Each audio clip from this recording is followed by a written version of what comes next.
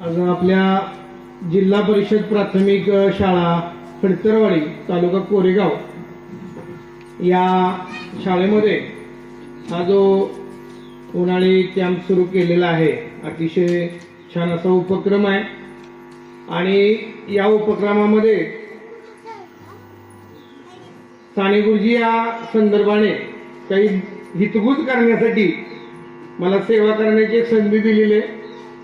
आणि या कार्यक्रमाच्या निमित्ताने उपस्थित असणारे आमचे माजी मुख्याध्यापक सहकारी शिंदे सर आहेत, त्याचबरोबर आमचे मित्र वाघ सर, वाघमळे सर, या शाळेचे मुख्याध्यापक सलगरे सर, आणि पहिल्यांदाच मी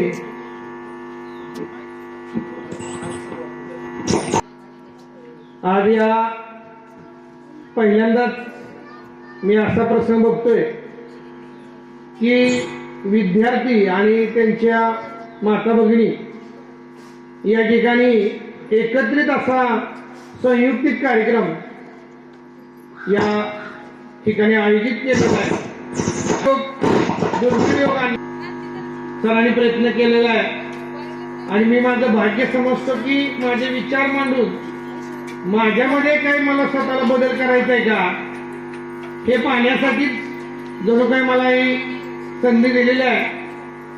सगळ्या मुलांनी आणि पालकांनी मी थोडा वेळ एक अर्धा तास ते 1 तासभरामध्ये काही साने गुरुजींच्या जीवनपटाविषयीची माहिती आपल्या समोर सांगणार आहे, तर तुम्ही ती ऐकावी शांत चित्तानं। छोटा आहे त्यामुळे त्या माहितीची आवश्यकता राहणार नाही। तर आज या ठिकाणी प्रथमतः आई या विषयावर साने गुरुजींनी मांडलेले विचार आणि आई विषयीचं प्रेम, वडिलांनी घडवलेले दिलेले संस्कार हे मुलांच्या दृष्टीने किती आवश्यक आहे या अनुषंगाने बोलत असताना प्रथमतः आपल्या संपूर्ण देशाचं म्हणा, आपल्या महाराष्ट्राचं दैवत छत्रपती शिवाजी महाराज आणि आज ज्यांची जयंती आहे अशा आपल्या छत्रपती शिवाजी महाराजांचे सुपुत्र धर्मवीर संभाजीराजे यांच्या या जयंतीच्या निमित्तानं साने गुरुजी सारखा विषय आपल्या समोर मांडण्यासाठी प्रथमतः या सर्व विभूतींना मी विनम्र अभिवादन करतो। साने गुरुजींनी असं म्हटलं होतं, आई माझा गुरु, आई कल्पतरू, सौख्याचा सागरू आई मठ। बघा, जगाच्या बाजारात तुमच्याकडे किती तुम्ही श्रीमंत असा, तुम्हाला सगळ्या गोष्टी खरेदी करता येतील, परंतु आई आणि वडील या 2 गोष्टी आहेत तो जगातला सगळ्यात श्रीमंत व्यक्ती आहे। आई वडील भाऊ बहीण सगळं कुटुंब भरलेलं असेल तर हालाकीच्या परिस्थितीत सुद्धा आपण आनंदाने जगू शकतो। घरदार मोठं आहे सगळं आहे, परंतु समजून घेणारे जर आई वडील आपल्याकडे नसतील तर आपण खऱ्या अर्थाने गरीब आहोत। साने गुरुजींनी आपल्या आईचे संस्कार आणि वडिलांचे विचार मांडत असताना आपल्या परिस्थिती बरोबर कसं आपल्या आईने घडवलं। मी तर साने गुरुजींच्या वाक्यामध्ये असं वाढ केलं की त्यांनी आई माझा गुरु का म्हटलंय, तर आई आणि वडील दोन्ही आपले गुरु आहेत, लक्षात ठेवा। आणि आई आणि वडील एकत्र केल्यानंतर जो पुढचा गुरु आहे तो म्हणजे आपला शिक्षक। तर आई आणि वडील हे दोन्ही माझे गुरु आहेत। या गोष्टीपर्यंत आपण आलं पाहिजे। संस्कार केंद्र ज्ञानपीठ म्हणजे आपली आई असते। सगळ्यांनाच माहिती आहे, तुम्ही आम्ही प्रत्येक जण आपण आईच्या गर्भातून जन्म घेतलाय, लक्षात ठेवा।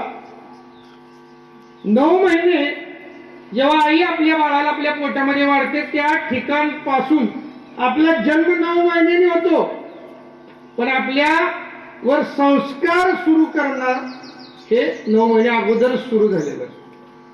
आणि म्हणून वडिलांच्या पेक्षाही आईला महत्व का दिलंय कारण आई या आपल्या बाळाला 9 महिने प्रथमता संस्कार देते आणि मग जन्म दिलेल्या बाळाला आईच्या संस्काराबरोबर वडील एखाद्या मातीच्या गोळ्याला मूर्तीची आकार दिला जातो तसं घडवत असतात. म्हणून आपल्या जीवनामध्ये या 2 व्यक्तींना अनन्यसाधारण महत्व. आपण पुराण काळामध्ये म्हणतो की सत्ययुग होतं, द्वापार युग होतं, अनेक युग होऊन गेली. आपण आपल्या धर्मग्रंथाप्रमाणे बघतो. माझी फक्त मुलांना विनंती की काही गोष्टी मी तुम्हाला सांगणार आहे, कंटाळा येणार नाही, फक्त एकाग्रता पाहिजे ऐकताना. तर सांगायला बरं वाटणार आणि ऐकणाऱ्यांना ऐकलं तर सांगणाऱ्याला बरं वाटतं. म्हणून शांतता. कारण मुलं छोटी आहेत, त्यांना कंटाळा येणं स्वाभाविक आहे. सकाळी 7 पासून इथं सरांनी याचं शेड्यूलच आखलंय. तर या संदर्भाने बोलत असताना सध्याचं युग कुठलं आहे माहिती आपल्याला? तर कलियुग आहे असं म्हणलं जातं. कलियुग. कलियुगामध्ये काय होतंय? सत्याचा विजय शेवटी होतोय, असत्य लवकर विजय होतोय. परंतु त्याच्या पुढे जाऊन मी असं म्हणेन, या कलियुगामध्ये सध्या झपाट्याने जे युग आलंय ते मोबाईलचं युग आहे. कुठलं युग आहे? मोबाईल. तुम्ही प्रश्न विचारल्यानंतर बोलला तरी चालेल, म्हणजे तुम्ही जागे का झोपलाय मला कसं कळलं? हसत राहा, काय आपल्याला फार गंभीर व्हायची गरज नाही. आणि मी काय फार लांबून आलेलो नाही आणि जास्त मला समजत नाही म्हणून मी सांगितलंय. मला जे वाचले त्या पुस्तकातल्या गोष्टी मी तुम्हाला सांगणार आहे. आणि या व्हॉट्सअपमुळे काय झालं बघा, या मोबाईलमुळं कितीतरी प्रकार पालकांपेक्षा मुलं वापरायला लागली. आम्हा शिक्षक बांधवांना या कोरोना काळात पर्याय नसल्यामुळे ते वापराय असं सांगावं लागलं. पण जसा अभिमन्यू चक्रव्यूहात अडकला होता तशी आजची तरुणी मुलं, लहान मुलं सुद्धा या मोबाईलच्या चक्रव्यूहात अडकलीत, आत गेलीत. आता बाहेर काढणं पालकांना शक्य नाही. अहो, घराशेजारी घर आहे पण ते व्हॉट्सअपवर शुभेच्छा देते, पण शेजारी जाऊन शुभेच्छा देते. याला वेळच नाही. मग त्या वाढदिवसाची असू दे किंवा एखाद्या दुःखद भावपूर्ण श्रद्धा केलं, संवेदनाच संपली माणसाची मोबाईलमुळे. आणि माझं स्पष्ट मत आहे, शिक्षणापुरता गरजेचा होता तेवढ्या पालकांनी मोबाईल द्यायला पाहिजे होता. आम्ही सांगितलं तुम्ही मोबाईल दिला, पोरगा अभ्यास करते का कोणी बघितलं? आणि मग अवांतर बाबा मला समजायला लागल्या आणि आता पालक तक्रार करायला लागले की आमचं पोरग सारखंच मोबाईल घेते. तुम्ही देताय म्हणून ते घेते आणि दिल्यावर तुमच्यापेक्षा जास्त त्याला समजायला लागले आणि या मोबाईल मधून आपल्याला त्याला बाहेर काढायचे. बघा, आपली भारतीय संस्कृती अमेरिका, इंग्लंड यासारख्या देशाने स्वीकारली. तिथे आपल्या भगवद्गीतेचा अभ्यास सुरू आहे आणि आज आपण मोबाईलमुळे त्या जगातल्या संस्कृती आपल्याकडे भिनायला लागली. आपण शहरात जातो, पाहतोय आपली जी वेशभूषा परिधान करण्याची जी खरी संस्कृती आपल्या भारताची ती लोप पावत चाललेली आहे. याच्या आपण न बोललेलं बोल. आणि म्हणून परदेशामध्ये जशा घटना घडतायत, एखाद्या शाळेत एखादा विद्यार्थी, माथेभिरू विद्यार्थी काय करतोय? गोळीबार करतोय, निष्पाप जीवांचा हत्या करतोय. ही वेळ जर आपल्याकडे आली तर काय होईल? आणि म्हणून आपल्याला या ज्ञानसंस्कार शिदोरीतल्या काही फुलं आपण घेणार आहोत. तर पांडुरंग सदाशिव साने म्हणजे श्याम या नावानं ओळखले जाणारे एक शिक्षक, स्वातंत्र्य सेनानी आणि आई या विश्वावर हक्कानं लिहिणार एक असे सामाजिक लेखक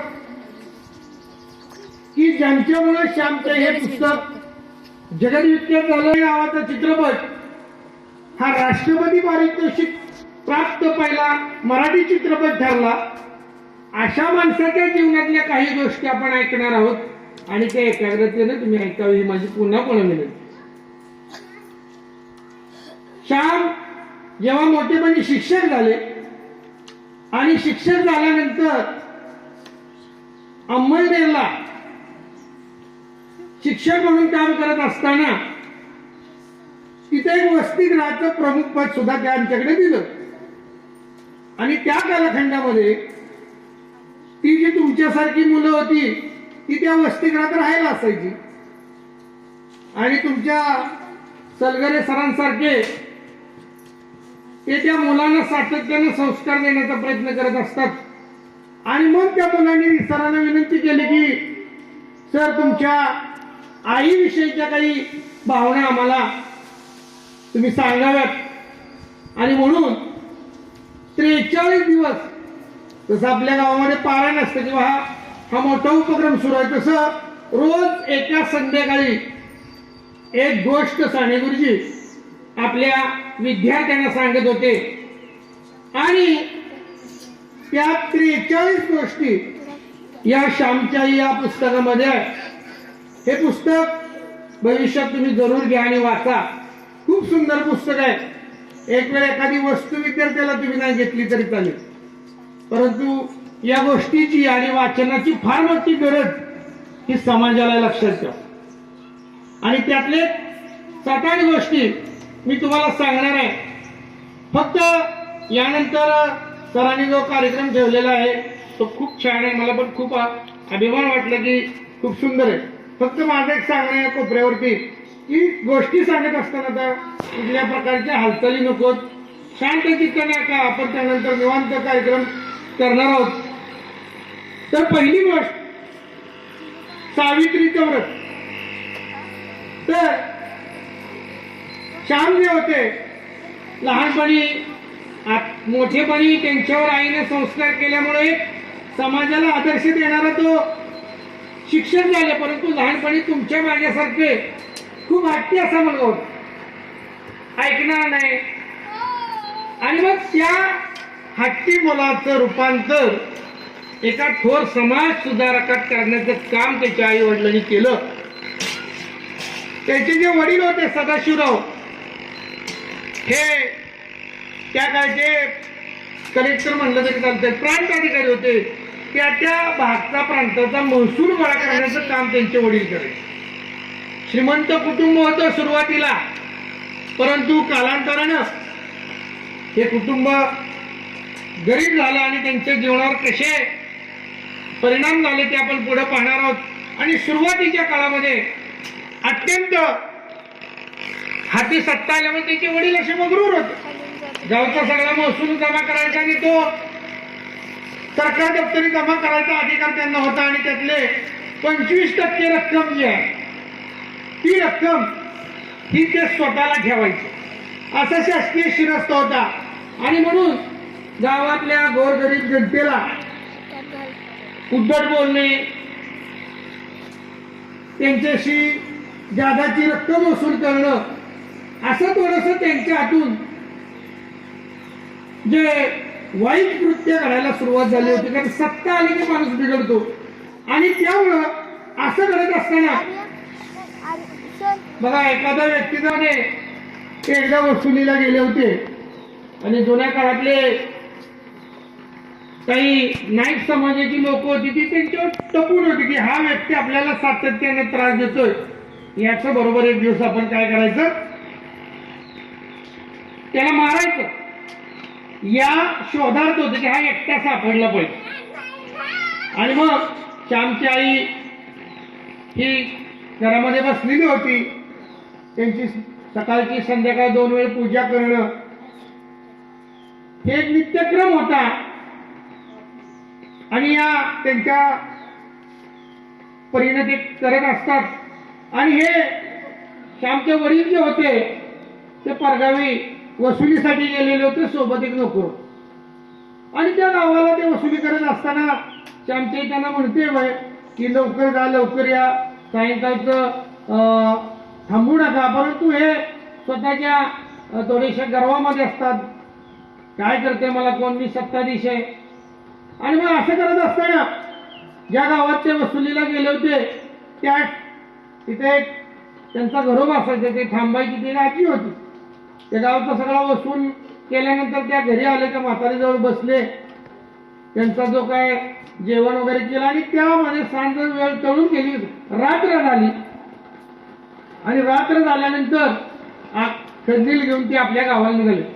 खूप उशीर झालेला होता. ती म्हातारी म्हणत होती की आता तुम्ही काही जाऊ नका, एक रात्र इथं मुक्काम करा आणि दुसऱ्या दिवशी जाऊ. परंतु ते काय ऐकायला तयार नव्हते. इकडे आईनं सांजवात केलेली होती. श्यामच्या आईने घरामध्ये पणत्या लावलेल्या होत्या, सगळं झालेलं होतं. ते नेहमीप्रमाणे नित्यपूजा झाली आणि ते वडिलांच्या येण्याची वाट पाहत होती. परंतु काळच वाट बघत होती. आणि या गावातून दुसऱ्या गावात जात असताना मध्ये एक ओढा असतो बघा बऱ्याचदा, आणि त्या काळी कोकणामध्ये दाट झाडी तो ओढा आणि काही लोक धारदार अशा हत्यारे घेऊन त्यांना मारण्यासाठी बसलेली होती.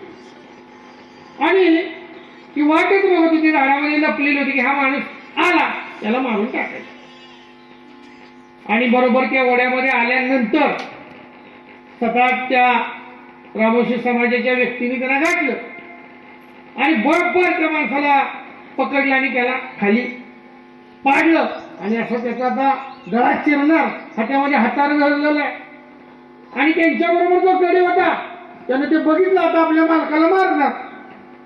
ते पळत सुटले आणि ते थेट घरी सुटल्याने सांगितलं. आता त्याने बघितलं पण नव्हतं. घरी जाऊन सांगितलं की झालं, आपल्या मालकाने आता मारून टाकलंय, असं झालंय तसं झालंय. आईच्या डोळ्यामध्ये पाणी गळगळ व्हायला लागलं की मी एवढे कष्ट करते, मी कुणाचं वाईट करत नाही आणि माझ्याच नवऱ्याला का. पळत पळत ती देवापाशी जाते, देव पाण्यामध्ये ठेवते आणि तिच्या डोळ्यातून अश्रू वाहत असतात की माझं कुंकू राख, मी तुझं देवावर श्रद्धा ठेवणारी ती मौली होती, तुझं एखादं व्रत करी अशी ती देवापुढे बसली होती. त्या काळी काही वाहनांची सुविधा नाही, पळत पळत जाण त्यांना वाचवा असं काही सुविधा नव्हती. ती फक्त देवावर तिने विश्वास ठेवलेला.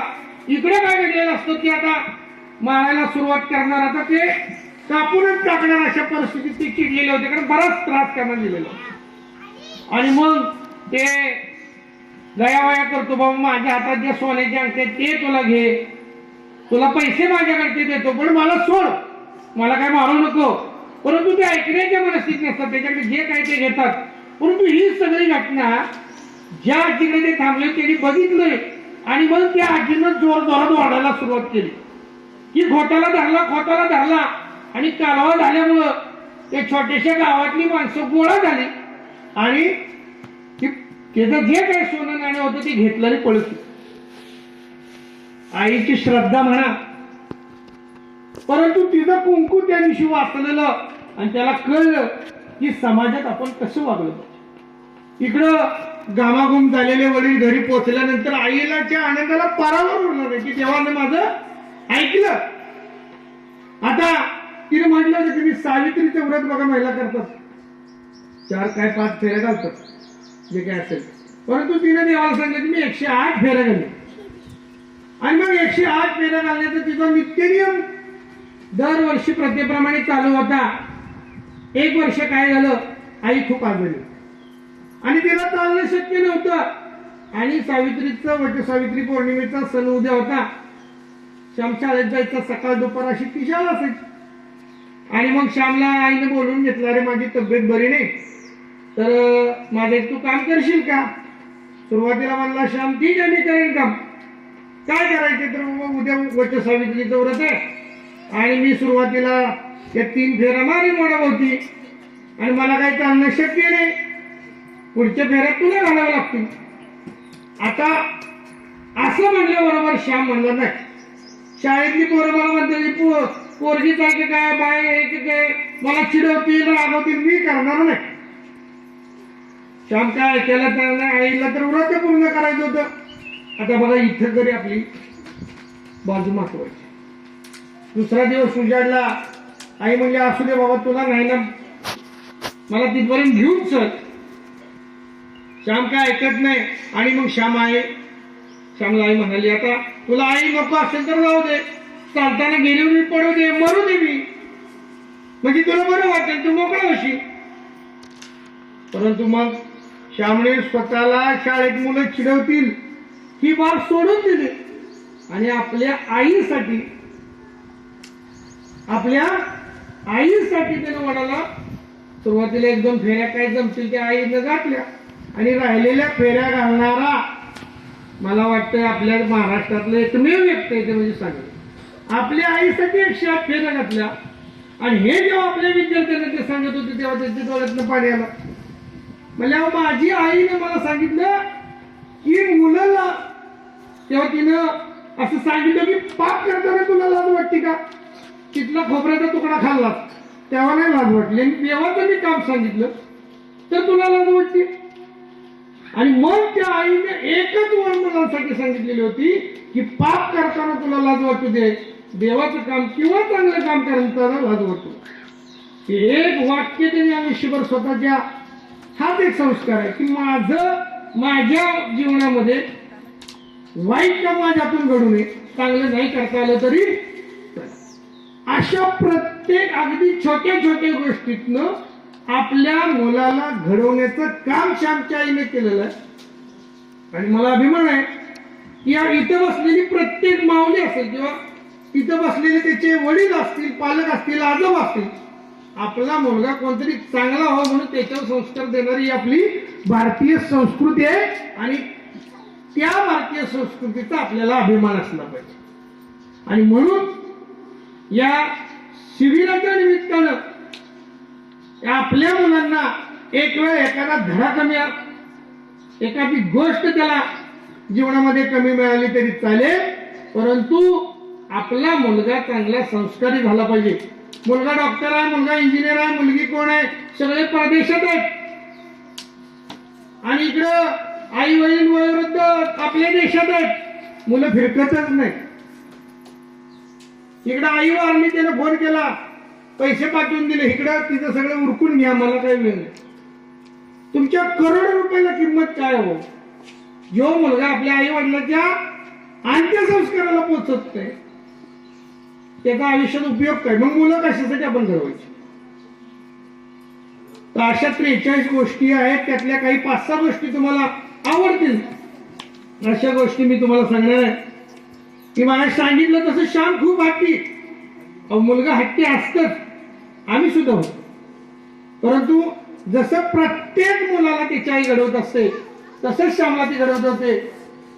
त्यांच्यामध्ये ब्राह्मण समाजाचे होते, 2 टाइम पूजा करणं हा त्यांचा नित्य पाठ होता. मंदिरामध्ये जाणं हे करत असताना 2 वेळेला त्यांची आंघोळ असायची. एके दिवशी त्याची आंघोळ झाली आणि ते काय सुरुवातीला जरी श्रीमंत होते, परंतु कालांतरानं त्यांची परिस्थिती बदलली आणि मग एका गरीब परिस्थितीमध्ये त्यांना जगावं लागलं. हे करत असताना खूप हालाकीचे दिवस त्यांनी काढले. एकदा अशी गंमत आली, आईने आंघोळ करायला सांगितली आणि चल लवकर आवर. बघा, मुलं सुद्धा आईची परीक्षा घेत असतात. आणि ते आंघोळ केलं, दगडावर बाहेर, घराच्या बाहेर दगड होता मोठा, तिथं आंघोळ केली. आई म्हणजे चल आवर, आपल्याला पूजा वगैरे करायची, बाबा येतील, कोणा जेवायला वेळ होईल. पण तो हट्ट करायला लागला. नाही म्हणजे मी आता जर इथून घरात चालत आलो तर माझ्या पायाचे तळवे जे आहेत ते ओले आहेत आणि माझ्या पायाला माती लागेल, तू माझे तळवे पुस. आता आईला तर राग आलेला होता की मग याला एवढी आंघोळ घातली, सगळं केलं तेवढं, आणि हे म्हणते माझं पाय पुस, खाली घाण लागेल. आता त्यावेळी काय त्यांची परिस्थिती अशी होती गरिबीची की टॉयलेट वगैरे नसायचा. आणि तो म्हणला मी ह्या दगडावर उतरणार नाही जोपर्यंत तू माझं तळवे पुस. बघा किती हट्टी होता शब्द.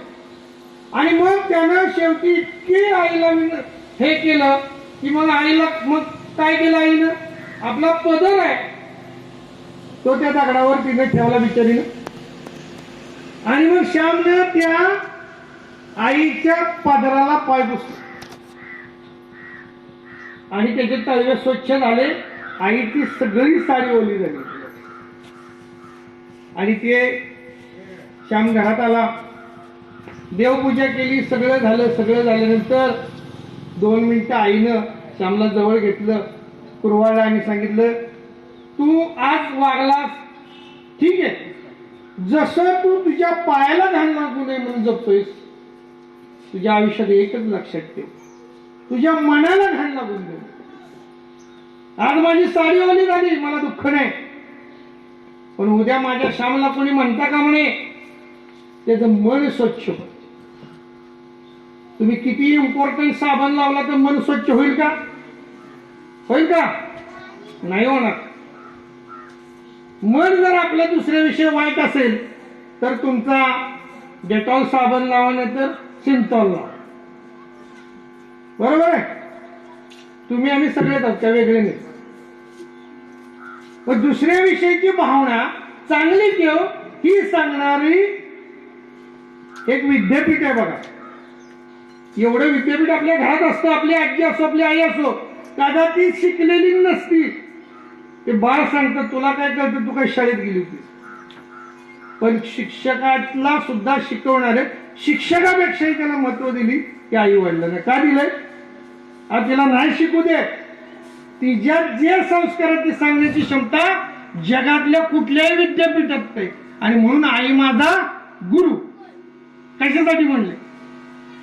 किती मोठा मराठीमध्ये म्हणे बघा, स्वामी तिन्ही जगाचा पण आई विना भिकारी आहे, भिकारी. आणि म्हणून ज्याच्या घरी आई वडील आहेत ती सगळ्यात भाग्यवान माणसं आहेत, आणि जे सांभाळतायत ती भाग्यवान आहेत. म्हणून ही छोटी मुलं आत्ताच आपल्याला त्या उमलणाऱ्या कळ्यात त्यांना संस्कार देण्यासाठी ही वेळ आहे, लक्षात ठेवा. एकदा वेळ निघून गेल्यावर आपण त्यांच्यावर काही करू शकत नाही. अशा छोट्या छोट्या बाबीतून आपल्या आईनं श्यामला घडवत असताना त्याला स्वावलंबी बनवावं. माझा मुलगा कोणावर अवलंबून नको. जुन्या काळामध्ये पत्रावळीमध्ये जेवायची बघा. आता पत्रावळी आपल्याकडे प्लॅस्टिकच्या पत्रावळी येतात रेडीमेड. लहान मुलांना बघितल्या पण नसतील. पूर्वी बघा ते पिंपळाच्या पानाच्या पत्रावळ्या बनवून त्याला अशा काटक्या टोचलेल्या, बाबांना माहित असतील त्या पत्रावळीमध्ये खायलं जायचं. एवढी परिस्थिती पूर्वी सामान्य होती.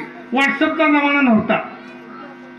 आणि मग रोजची रोज पत्रावळी ती बनवायची. पानं आधी सुकवून ठेवलेली असायची.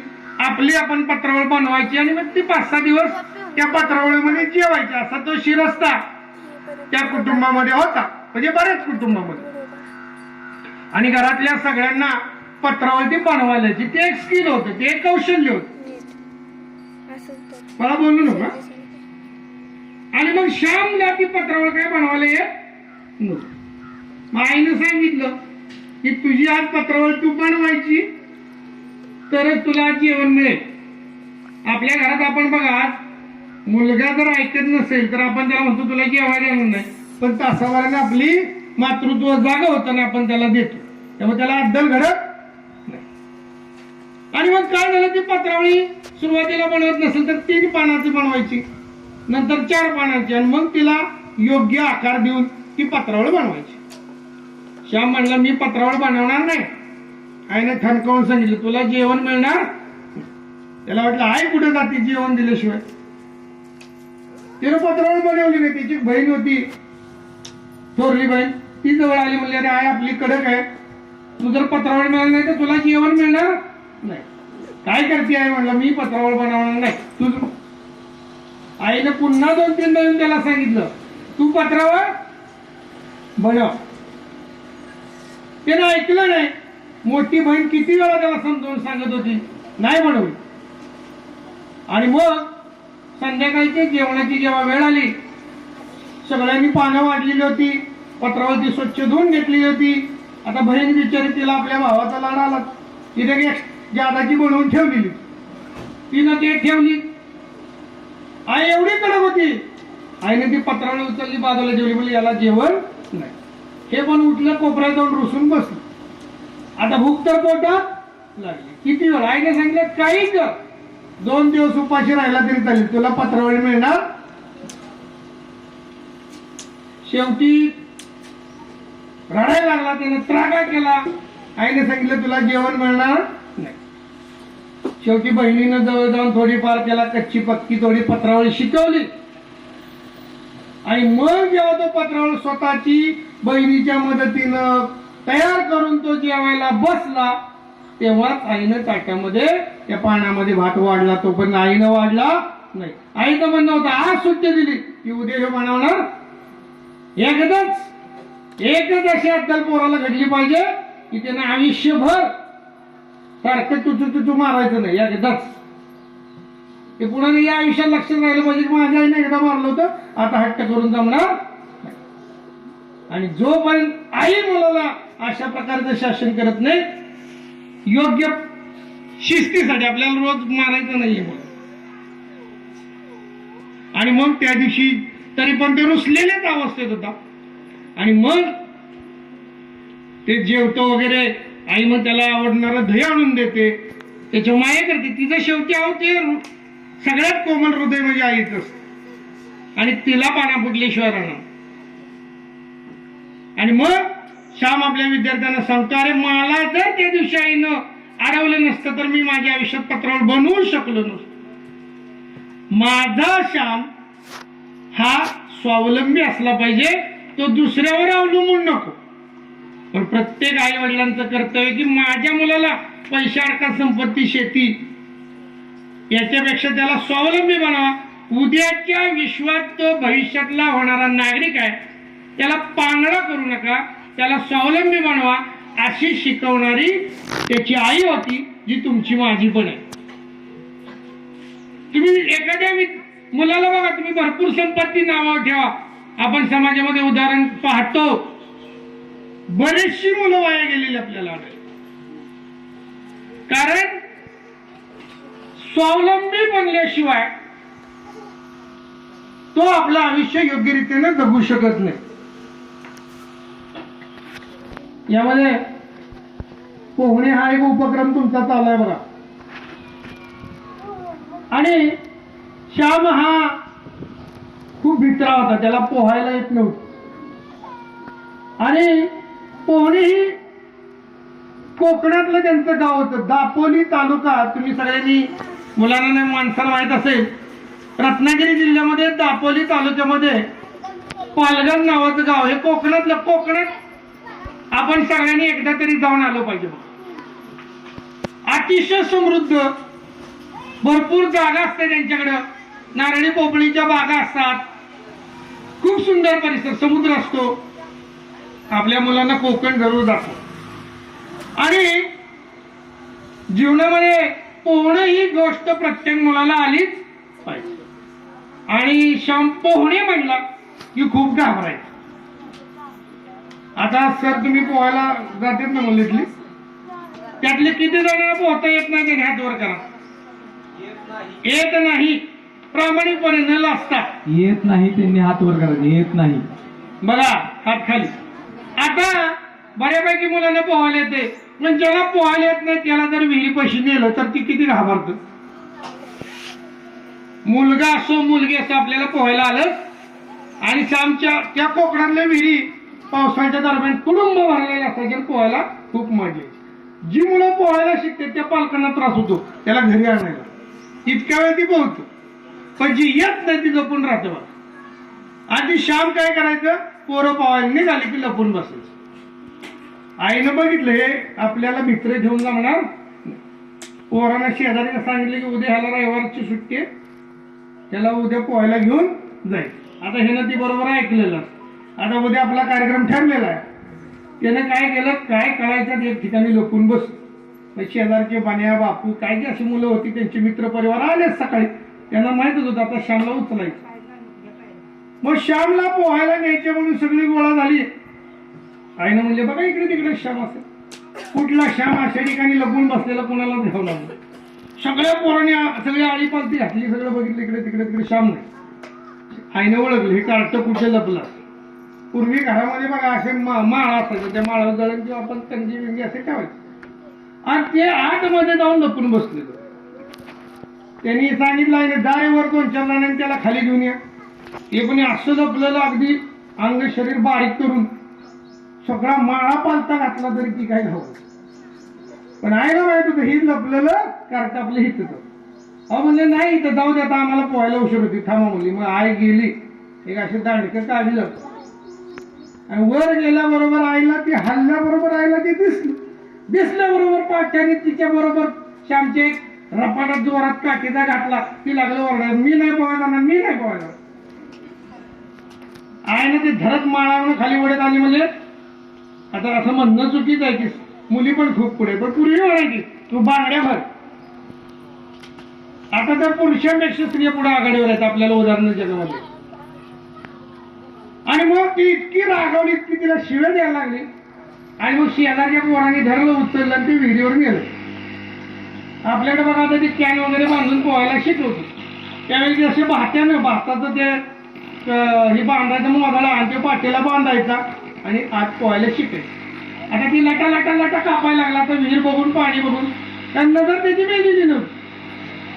आणि मग त्याला ते पाठीला बांधलं, ती ओरडते. पोरं म्हणतात, मुली होत्या पोहणाऱ्या बरं का, मुली सुद्धा. त्या म्हणायचे, अरे श्याम घाबरू नको, आम्ही पोहतोय. त्या मुलींनी उड्या टाकून दाखवल्या विहिरीत. त्याला आईने एवढा मारलेला असतो, 500 त्याच्या वळ असतात, ती पहिलं वळ त्याचं दुखत असतात. पुढे आता ही 5-6 माणसं आपल्याला पडवणार, ही भीती त्याच्या मनामध्ये असते.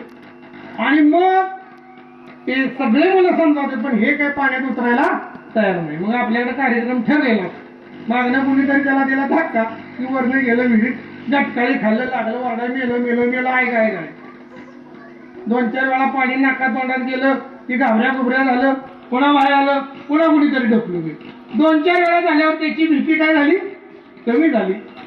आणि मग श्याम त्याची भीती कमी झाल्यावर मनानंच उड्या टाकायला. एकदा भीती दिली की ती पोरगं पोहायला शिकली. आणि मग ते पोहून घेऊन आलं, त्याला पण बरं वाटलं, आता मला पोहायला 4-5 दिवसात चांगलं पोहायला येईल. अभिमानानं घरी आलं, पण त्याच्या डोक्यात राग होता, आईनं मारलेलं आहे. आईनं कशासाठी मारलेलं असतं, चांगल्यासाठी. बरोबर बोलली मुलगी. काही मुलांचं चांगलं लक्षण, काही मुलांची वळवळ चालली. आणि मग आईनं जवळ घेतलं. आई पुन्हा काही करो आपल्या बाळाला जवळच त्याला समजावून सांगते, अरे माझा मुलगा भित्र आहे. असं जर समाजात म्हणले की तुमचा श्याम भित्र आहे, तर तुझा नाही तर तू माझा अपमान. आणि माझा मुलगा भित्र आहे, कोणत्याही आईला आवडणार, म्हणून मी तुला मारलं, ते तुझ्या भल्यासाठी मारलं. त्यामुळे श्याम पोहायला शिकला. आणि त्या दिवशी मग आई, तिचा आवडता पदार्थ मग आई त्या दिवशी आपल्या मुलाला देणार. त्याला दही साखर टाकून, त्याला खूप आवडायचं. मग आईने जवळ घेऊन त्याला दही चाललं. नको मला तुझं दही, एवढा मारलाय, वळ अजून गेलं नाही. म्हणजे वळ जे आहे त्या आयुष्याला वळण देणार आहे. मुलाच्या पाठीवर थोडे वळ उठले तरी चालतील, पण वेळेत वळ उठले नाही तर मग वळण गाडीचं बिघडलं. प्रत्येक माता भगिनींना मी स्वतः मार खाल्लेला इथं प्रत्येक शिक्षकांना माहित आहे. शिक्षक सुद्धा असा घडत नाही. आई आणि वडिलांचं मिश्रण होऊन जेव्हा ताकद निर्माण होते तेव्हा एक शिक्षक घडतो. आणि हा शिक्षक घडण्यासाठी किंवा भविष्यातला कुठलाही एक चांगला नागरिक, अहो आता कितीतरी ग्रॅज्युएट आमच्या गावामध्ये, मी पाडळीमध्ये तिथं काम करतो, कोट्याधीश माणूस आहे, शेतकरी, आणि त्याचा मुलगा आमच्या शाळेत शिकतो. 15 लाखाच्या गाडीतनं मुलगा माझ्या शाळेत येतो, हा मला अभिमान आहे. कारण माझा स्वतःचा मुलगा त्या शाळेत शिकतो. तो कांदे, तर तुमच्या गावात आता आम्ही घरी गेलो त्यांनी कांदे उत्पन्न, सायकलवर कांदे विकायचा तो व्यक्ती. त्यांनी आम्हाला अभिमान वाटतो त्या अशा अनेक शेतकरी, त्यातून त्याने स्वतःची प्रगती केली. त्याचा आज 2 कोटीचा बंगला आहे नुसतं 14 गुंठ्यामध्ये. कशाच्या जीवावर, शेती कमी नाही. कोरोना काळात सगळी माणसं मुंबई पुणे सोडून कुठे आली होती, शेती. बांध सुद्धा राहिला नाही, इतकं टोकारलं माणसं. म्हणून घडला शेतकरी तरी आपला भविष्यात तोटा नाही, लक्षात ठेवा. पण कसा घडला पाहिजे हे प्रत्येकाच्या हातात आहे. आणि हे घडवण्याचं काम तुम्ही आम्ही सगळ्यांनी मिळून केलं पाहिजे. एकदा असं झालं होतं, बऱ्याच गोष्टी आहेत सांगण्यासारख्या, पण तुमची जोपर्यंत ऐकण्याची मानसिकता आहे तोपर्यंत मी सांगणार आहे. तुम्ही थांबा म्हणलं की मी थांबतो. बराच वेळ सकाळपासून आपल्या घरामध्ये जेवण केलं, सगळी जेवायला बसली, आई वाढत असते. आणि वाढताना मग जेवायला सुरुवात केली तर पहिल्यांदा घरातली मोठी माणसं असतील किंवा लहान मुलं असतील तर पहिल्यांदा म्हणणार, आई भाजी अशीच झाली. त्या माय माऊलीनं आता गॅस आल्यापूर्वी चुली होत्या, अजूनही काही ठिकाणी चुली असतील, कष्टा घ्यायच्या आणि म्हणायचं हे असंच झालंय तसंच झालं. सगळ्यात राग स्त्री समाजाला जर कोणतं येत असेल तर त्यांनी बनवलेल्या अन्नाला नाव ठेवलं का नाही, राग येतो का नाही? कारण त्या मागचं भाकरी आपण दाबतात तिच्यावर तव्यावर टाकतात तेव्हा कितीतरी वेळा या आईच्या हाताला चटका बसलेला असतो. ती मुलाला माहित नसतं, ती म्हणते हे करापले मी नाही खाणार का, तुम्ही राहू दे. मी म्हणायचो आमचे मला भरपूर मारायचे. तर या श्यामच्या एक छोटीशी गोष्ट आहे. त्यांचे वडील जे होते ते अतिशय कठोर शिस्त. जेवायला जर ताट घेऊन बसलो आपण तर त्या ताटातलं काही शिल्लक ठेवायचं नाही, हा त्यांचा शिरस्ता. भाताचा कण सुद्धा राहणार नाही. आणि एकदा परिस्थितीप्रमाणे ती आपली स्वयंपाक माऊली बनवायची, रताळ्याच्या पाल्याची भाजी असेल, तवसा असतील, कोकणातल्या त्या भाज्या वेगळ्या. आणि छान अशी आई सुगरण होती. खूप गरिबीतला पण स्वयंपाक तृप्त करणारा असायचा. आणि एक दिवशी आईनं असं छानसा स्वयंपाक केला. पानं वाढली, जेवण वाढलं. श्याम बसलाय, त्याची भाऊ बसलेला आहे, त्याचे वडील बसलेले आहेत. सगळे अशी ओळीत. वडील म्हणजे अतिशय शिस्त. वडील काय बोलले नंतर खाली इकडं खालची भलचण काय बोलणार नाही. डोळे नजरेचा धाक वाटत जायचे ना, तो धाक राहिलेला नाही. आणि मग ती जेवायला बसलेली. छान असं आईनं वाढलं आणि श्यामनं वडिलांनी खायला सुरुवात केली. वडील अतिशय आनंदाने खात होते, अतिशय आनंद. श्यामने घास, त्याची आवडती भाजी होती. आणि श्यामने खाल्ला पहिला घास तर त्या आई आज गडबडीत मीठ टाकायचं विसरून गेली. वडील बोलले ना गप खाय, प्रतिक्रिया द्यायला संधी नव्हती. आता आई भाजीवरती तुझ्या आवडीची भाजी आहे, खा बाळा खा बाळा.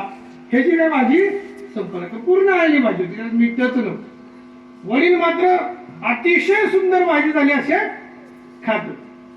मुलांना भाजी आवडत नव्हती. आई म्हणते काय काही कळणच झाले, का भाजी खात नाही? माझं पोट जरा ठीक कधी करायचं. वडील मात्र सगळं ताट संपवलं. मुलं उठली, अंगणात जाऊन बसली, जिकडची तिकडं. यांनी कसं तरी जीवावर येऊन खाल्लं. आणि मग आईने सगळं व्यवस्थित केलं. आणि स्वतः पूर्वी पद्धत होती की स्त्रिया मागणं जेवायची, आजही काही घरामध्ये असतं. आणि मग तिने सगळं झाल्यानंतर ती जेवायला घेतला आणि पहिला घास जसा भाजीचा आईने खाल्ला तेव्हा तिच्या लक्षात आलं अरे आपण मीठच टाकायचं. आणि बिन मिठाची भाजी कुणीच काय म्हणलं नाही. आईला पण आश्चर्य. मग पत्नीनं जेवण निम्म सोडलं, तिच्या डोळ्यातनं धारा यायला लागल्या आणि ती बाहेर येऊन म्हटली का हो तुम्ही काहीच म्हणलं नाही, कोणच एवढी भाजीत मीठ नाही तुम्ही असं म्हणलं. तर वडील म्हणले तुम्ही इतक्या आनंदाने खात होता की मला वाटलं भाजी खूप छान झाली. त्यावेळेस वडील म्हणले अगं तू एवढ्या कष्टाने केलेली भाकरी आहे, त्याला नावं ठेवण्याचा अधिकार मला नाहीये. आणि तेवढ्या आनंदाने जेव्हा त्या घरातल्या व्यक्तींनी भाजी खाल्ली आईला खूप वाईट वाटलं. आई म्हणलं अरे कोणा काहीतरी करून देते असं नाही, आम्ही तर उठतो. आणि म्हणून श्याम म्हणतो की जीवनामध्ये माझ्या आईचा तो संस्कार, माझ्या वडिलांचा तो संस्कार आणि माझ्या आईनं बनवलंय ते कसं का असं ना, त्याला नावं ठेवलंय, अन्नाला नावं ठेवायचं. किती वर्ष साधा संस्कार आहे, एवढं सोपं आहे का? आज आपण करू शकतो का हे? तुम्ही असेल किंवा मी असेल, एवढं सोपं नाहीये ते. आणि म्हणून ते त्यांच्या जीवनाला पुरलं की आयुष्यात कधी अन्नाला नावं ठेवायचं नाही. हा जो संस्कार त्यांच्या आयुष्यामध्ये त्यांना मिळाला. एकदा असं झालं की श्याम शिकण्याच्या निमित्तानं खूप हुशार होते. शिक्षणाची प्रचंड आवड. आणि ते त्यांच्या गावापासून तुमचं कशी 4थी परीक्षाला पुढे तुम्ही हायस्कूलला पुढे तरी पुढे जातो, तसं ते दापोलीला 5-7 कोस लांब दापोली खूप तिथे ते राहायचे. आणि सातत्यानं श्यामची सगळ्यात आवडती व्यक्ती असेल तर त्यांची आई होती. आणि मग घरापासून लांब राहणं, एकटा 5वी 6वी 7वी मध्ये बघा, त्याला घराची खूप ओढ वाटायची. सातत्याने यावं, आपल्या आई वडिलांना भेटावं. परंतु एवढ्या लांबून चालत येणं, प्रवास करणं, त्यावेळी पैसे नसायचे. आणि एकदा असंच सुट्टी जोडून होते आणि श्यामला घरी जावंसं वाटत होतं आणि श्याम घरी निघालेला होता. थोडी तब्येत पण त्याची बरी नव्हती. आता दापोली पासून पालघरला साधारणतः 5-6 कोस म्हणजे, एक कोस म्हणजे अंदाजे 2-3 किलोमीटर असेल. 10-15 किलोमीटर अंतर चालून पालघरला जायचं, कारण त्यावेळी बैलगाड्या असायच्या, बैलगाडीचा प्रवास करायचा आणि बैलगाडीला देणे इतपत त्याच्याकडे पैसे नव्हते. आणि मग शाळा सुटली की तो घरी निघाला. त्याच्या मनामध्ये आपल्या आई वडिलांना भेटायची खूप इच्छा आणि बहीण भाऊ यांना भेटावं म्हणून तो निघालेला होता. एवढा अंतर तो चालत निघालेला आहे आणि तो निघालेला साधारणतः सायंकाळच्या 4-5 वाजता निघालेला. एवढं अंतर चालत अनवाणी, चपल्या वगैरे नसायच्या. असं करत करत पूर्ण सायंकाळ झालेली होती आणि ते घरी येऊन बसला. घरी येऊन बसला, तो कंटाळलेला होता, आधीच आजारी होता. आणि मग श्याम जवळ आला. आईनं श्यामला जवळ घेतलं. खूप महिन्याने तो आला असेल. कुरवाळलं त्याला, अरे किती दमलास, काय तब्येत केलीस. आल्याला मग त्याचं पाय तेलानं चोळले, कारण चालत आलेला होता तो. आणि सांजवात म्हणजे त्यांच्यामध्ये सायंकाळीचं देवदर्शन, देवपूजा करण्याची वेळ होती. आरती लावायची, स्नान संध्या करायची. त्याला असं वाटत होतं आई वडिलांनी माझं खूप लाड करावे. आणि तो येऊन बसला आणि वडील तिकडून आले. वडिलांनी बघितलं की बसलं असं संध्याकाळच्या वेळेला असं बसणं त्यांना आवडलं नाही आणि मग ते खूप रागवले. काय केस वाढवून ठेवले, तिकडे गेला की धर्म विसरला आणि येऊन बसला बायकासारखा चुली पुढे शेकल, असं काय बरं आलेल्या रागवलं. त्याला वाटलं आलेल्या माझ्या वडिलांनी माझं जवळ घ्यावं, विचारावं कसं आहे बाबा, काय चाललंय. आलेल्याच त्याला इतके रागे भरले की ते त्याला असा राग आला की कशाला आलं एवढं पळत पळत, आई वडिलांना भेटायला आलोय. पण त्यानं आई म्हणजे असं त्यावर नका रागवू, कंटाळले, चालून आले. त्याला आंघोळ वगैरे करायला सांगितली, आंघोळ केली, पूजा केली आणि मग त्याला खूप खूप राग आला वडिलांचा.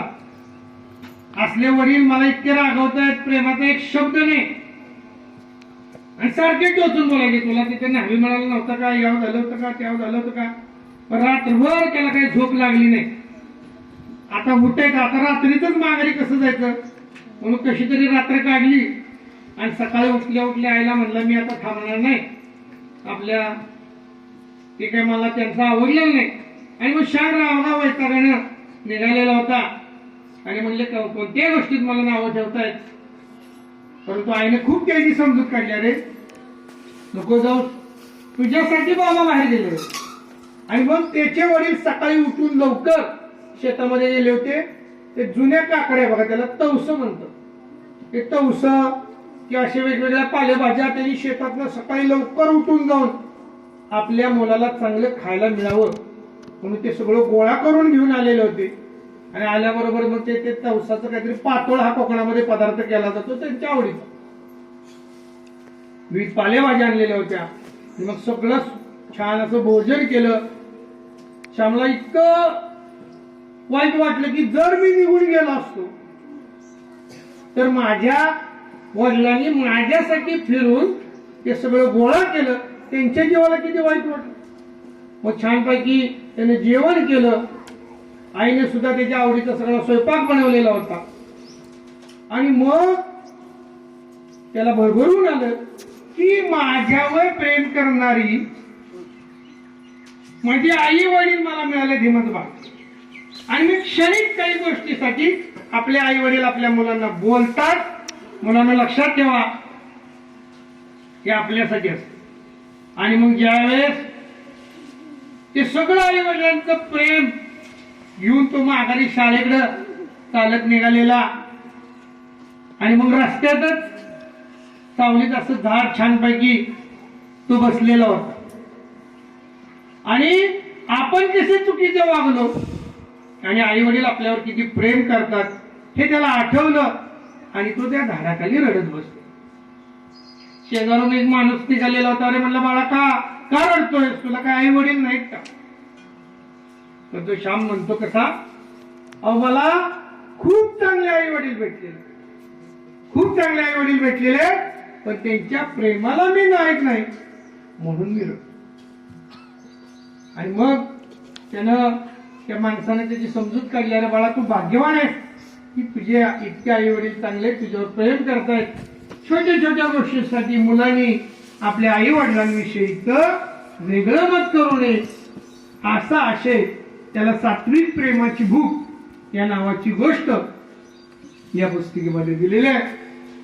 अशा कितीतरी गोष्टी तुमच्याशी मला सांगाव्याशा वाटतायत. बघा, जेव्हा ते दापोलीला शाळेत होते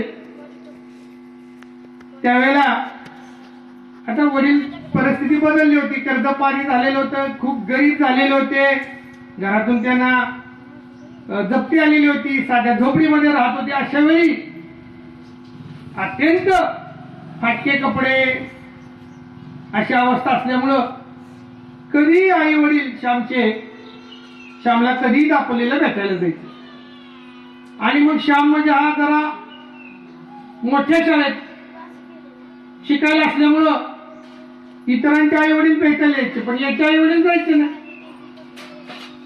एकदा आईनं छानपैकी खरवस बनवलेला होता, गाईच्या दुधाचा खरवस, आणि तो खरवस बनवून त्यांनी वडिलांना सांगितलं, जा माझ्या श्यामला खरवस आवडतो, तर हा खरवस तुम्ही त्याच्या शाळेमध्ये देऊन या.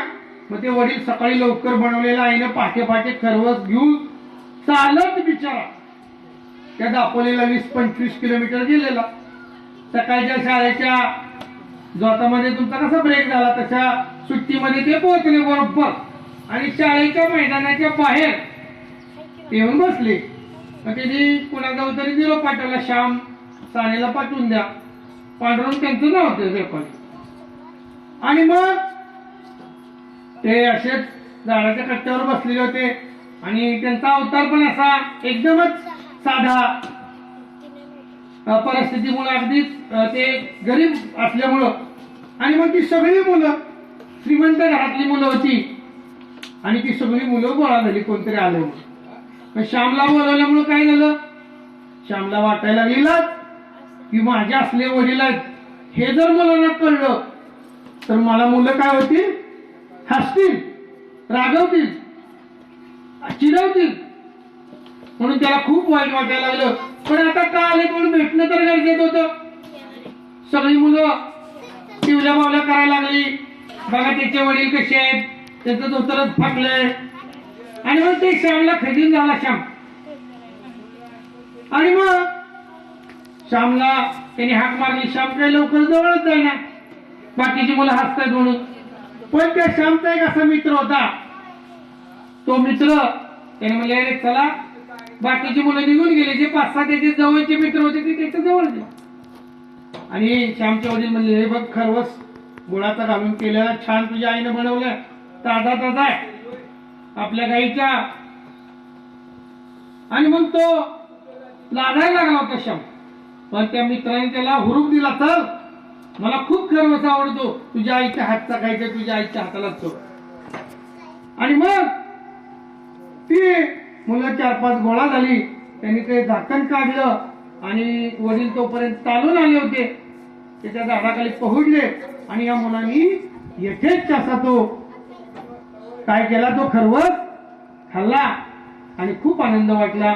श्यामला काही क्षणासाठी लाज वाटली, परंतु आपल्या मित्राने आपल्याला प्रोत्साहित केलं, आणि मग त्याला भरून आलं की माझा वडील, माझा बाप माझ्या आईनं सांगितल्यामुळं आपल्या प्रेमाच्या साठी चालत 20-25 किलोमीटर आपल्या मुलांसाठी इकडे आलेला आहे. आणि मग त्याचं मन भरून आलं की अशी माझी आई वडील आहेत की जे आपल्या मुलावर यथेच्छ प्रेम करतात, जी आहे त्या परिस्थितीमध्ये आपल्या मुलांना घडवण्याचं काम. परिस्थिती लागू नका, लक्षात घ्या, आजची परिस्थिती उद्या राहणार नाही. आणि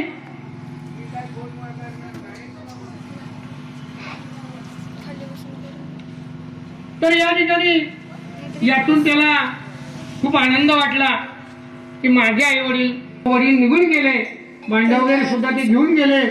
तेव्हा श्यामला खूप वाईट वाटलं की सुरुवातीला आपले वडील खूप गबाळ्या अवतारामध्ये आलेत, म्हणून श्याम आपल्या वडिलांच्या जवळ जात नव्हता. तर मुलं नावं ठेवतील. तर मुलांना आजची परिस्थिती उद्या राहणार नाही, त्यामुळं कोणत्याही परिस्थितीमध्ये आपले आई वडील आपल्या शिक्षणासाठी त्यांच्या सुखसोयी बाजूला घेऊन तुमच्यासाठी धडपडत असतात. म्हणून आपल्या आई वडिलांचं सगळ्यांनी ऐकावं आणि त्यांनी दिलेले संस्कार घेऊन आपले शालेय शिक्षण आपण पूर्ण करावं आणि उच्च दर्जाचं काहीतरी निर्माण करण्यासाठी आपल्या आई वडिलांच्या कष्टाला आपण साथ द्यावी. तर श्यामच्याई पुस्तक तुम्ही जरूर वाचा आणि या प्रत्येक गोष्टीमध्ये एक संस्कार दिलेला आहे जो तुमची माझी आई आपल्याला देत असते, तो आपण घ्यायचा आणि त्यातून आपण मोठं व्हायचंय. हे पुस्तक जरूर वाचा तुम्ही. परंतु सगळ्याच गोष्टी काही मी तुम्हाला सांगू शकत नाही. अनेक गोष्टींची आपण तयारी केलेली आहे. शेवटच्या एक अत्यंत भावनिक गोष्टी तुमच्याशी मी विशद करणार आहे. त्यामुळे तुम्ही सगळ्यांना माझी विनंती आहे की श्यामच्या जीवनाला आकार देणाऱ्या आईच्या जीवनातला हे शेवटचे 2-3 प्रसंग सांगत असताना कृपया कोणी मध्ये उठू नका आणि ते अत्यंत मनापासून एकाग्रतेनं तुम्ही ऐका. एक 10 मिनिटामध्ये हा प्रसंग आपण पूर्ण करू.